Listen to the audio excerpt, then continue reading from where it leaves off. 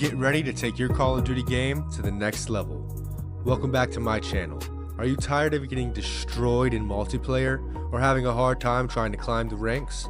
Well, you're in luck, because today I'm handing out my top 10 tips to help improve your Call of Duty gameplay and dominate the competition. From map awareness to aim techniques, we've got you covered.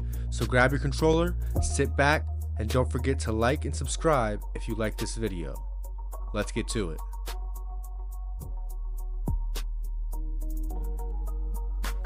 Alright guys, so tip number one has to do with your aim and your crosshair placement. A lot of the time I'll be watching streams, or I'll be watching videos, I'll be spectating teammates, and I even sometimes catch myself doing this.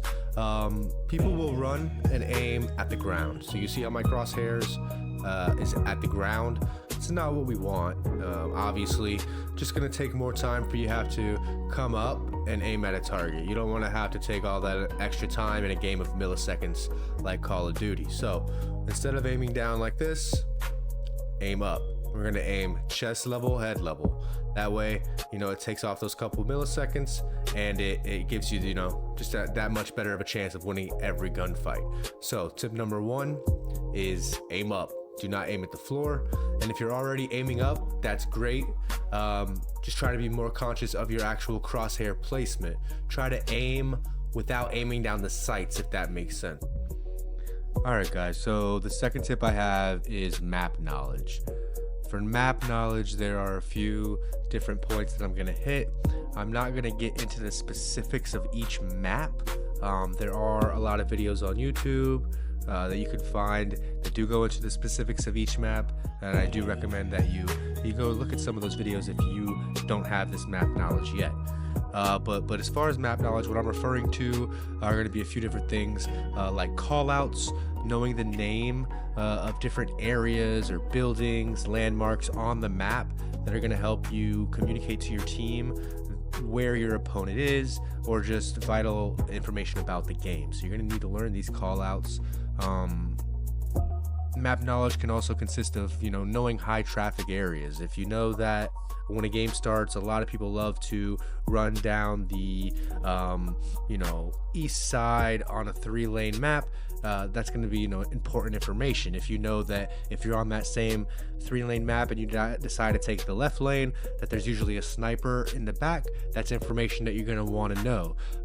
So this is information that you're going to want to know. You'll learn over time if you just keep playing it, but it's also information you can just find online. Like I said, there's a lot of YouTube videos you can find with specifics of each map. So call outs, high traffic areas, hiding spots. You're going to want to know where a lot of people like to hide. You're going to want to find shortcuts, flanking routes, things like that. So map knowledge is key to success, and I definitely recommend checking out some videos on specifics of the maps that you're currently playing. Okay, so tip number 3 ties into tip number 2. Tip number 3 is awareness. You need to be looking at your mini-map.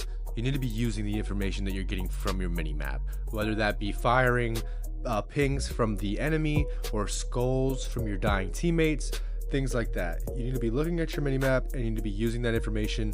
I see way too many people just ignore the mini-map completely.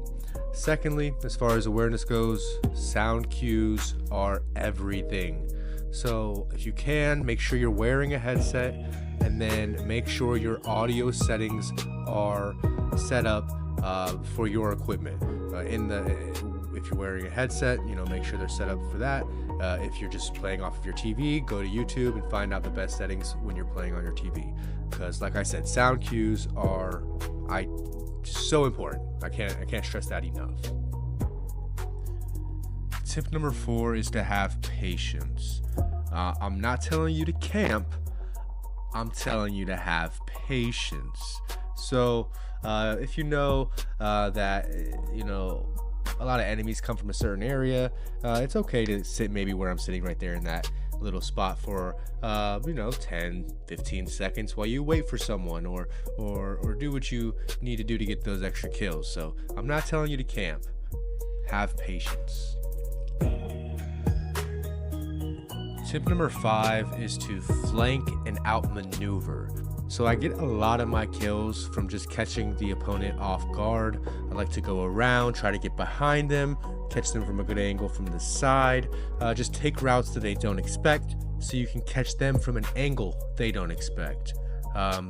And as far as outmaneuvering, just try to move in an unpredictable way. So here, I thought that he thought I might go to the right side of the fountain, so I stayed to the left, and that ended up working out. So, yeah. Tip number 6 is to start using your equipment and field upgrades. I see a lot of people just not using these. So, you know, use your tacticals, use your stuns, use your concussions, smokes, whatever.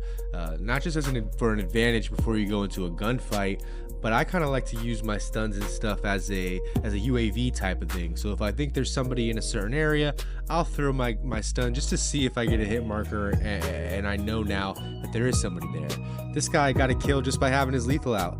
I was dumb enough to grab him from behind, and he got it. So use your equipment and use your field upgrades. The trophy system is really underrated. It's the best one you can get, especially if you're playing an objective game where you got to hold a point or something like that. Get a trophy system, save yourself 10 deaths, call it a day. So yeah, use your equipment, use your field upgrades. Tip number 7 is communicate. That seems basic, but a lot of people just don't communicate. Even if no one else on your team is talking, it doesn't hurt to throw call outs out there. Only thing it can do is help. Communicate. Don't get frustrated when you're down. Don't get frustrated with your teammates. It does not help. Okay? Just communicate and be positive. All right. Tip number 8 is changing your dead zones. If you don't know what dead zones are, or you haven't updated yours, this is dramatically going to increase your reaction time. So what you're going to want to do is going to go to the settings, and you're going to go to controller. I should add, this is for controller players. You're going to go to the controller section, which you should start on, down to dead zone inputs. You'll hit show more. Now, the most important part of this is that you update your left trigger and right trigger. They'll start at 15, and what this means is that you have to pull down 15% of the trigger before the action starts to take place. I just see this as a lag on your input. So you bring these down, and now as soon as you start pulling these triggers, that action will be sent to the server instead of you having to pull 25% of the 15% of the trigger for that to happen. You can also update your sticks in order to get a quicker reaction time with the sticks.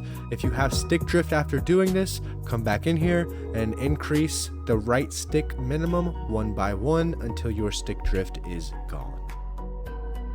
All right, so tip number 9 is decreasing your field of view, or FOV. So we're gonna want to go back into our settings. We're gonna go to quick settings, and we're gonna go here, graphics, field of view. So I believe this starts at around 110, maybe 100. But you're going to want to bring it down to around 90. What this does, as you can see right here, is it kind of shrinks your screen, but it really increases your reaction time. And I find it really helps when you get into gunfights from unexpected angles and things like that. So try to bring your FOV down to 90. If you can deal with 90, that's awesome. If not, try to bring it up a little bit at a time until you find a setting that you're comfortable with. But decreasing that FOV is going to make a big difference as well. Trust me. All right, tip number 10, and maybe the most important tip that I have for you. Move while you shoot. Aim assist on this game really only kicks in if you are moving. If you ever watch a kill cam and someone's aiming down their sights and it looks like they're kind of walking in a small tiny circle, it's because they're trying to activate aim assist by continuously moving.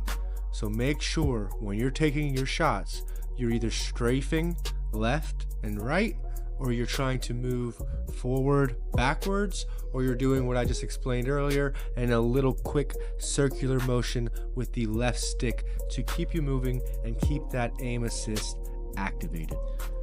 I want to thank you guys for watching my video. Please like and subscribe, and remember, switch to your secondary. It's faster than reloading.